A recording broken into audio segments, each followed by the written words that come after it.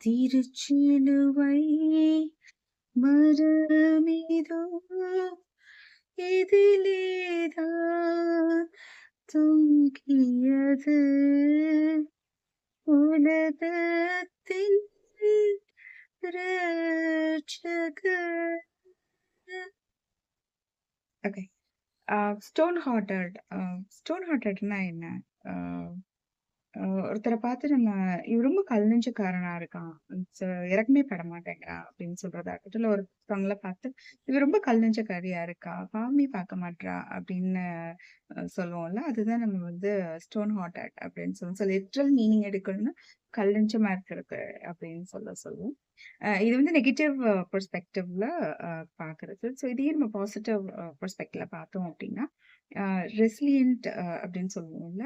அ ஒரு எல்லாரையும் இல்ல. ஒரு சிலர பார்க்கும்போது மட்டும் நம்மளுக்கு தோணும். இவங்க எப்படி இவ்ளோ ஸ்ட்ராங்கா இருக்காங்க? என்ன நடந்தாலும் இவங்களால எப்படி அ ஒரு நார்மல் நிலைக்கு திரும்பி வந்துட முடியுது அப்படின்னு நம்ம நெனைப்போம். ஸோ அதுதான் நம்ம ரெசிலியன்ட் நேச்சர் அப்படின்னு சொல்லுவோம். ஃபீனிக்ஸ் பறவை சொல்லுவாங்கல்ல. அ அத தீயில போட்டாலும் அந்த சாம்பல்ல இருந்து அது எழுந்து வருமாம்.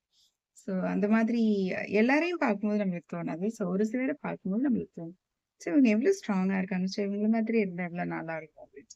ஸோ இந்த வார்த்தைகள் கேட்கும்போது ஸ்டோன் ஹார்ட்டட், ரெசிலியன்ட் அப்படின்னு கேட்கும்போது, இல்ல ஸ்ட்ராங், பவர்ஃபுல் அப்படி கேட்கும்போது, ஸோ யாராவது உங்க மைண்ட்ல ஸ்ட்ரைக் ஆகுறாங்க, இல்ல பாப் ஆகுறாங்க அப்படின்னு என்கிட்ட சொல்லுங்க. ஸோ நானும் லெஸ்ஸிங்கர் ஆயர், உங்களுக்கு பாசிட்டிவ் சைக்காலஜிஸ்ட்.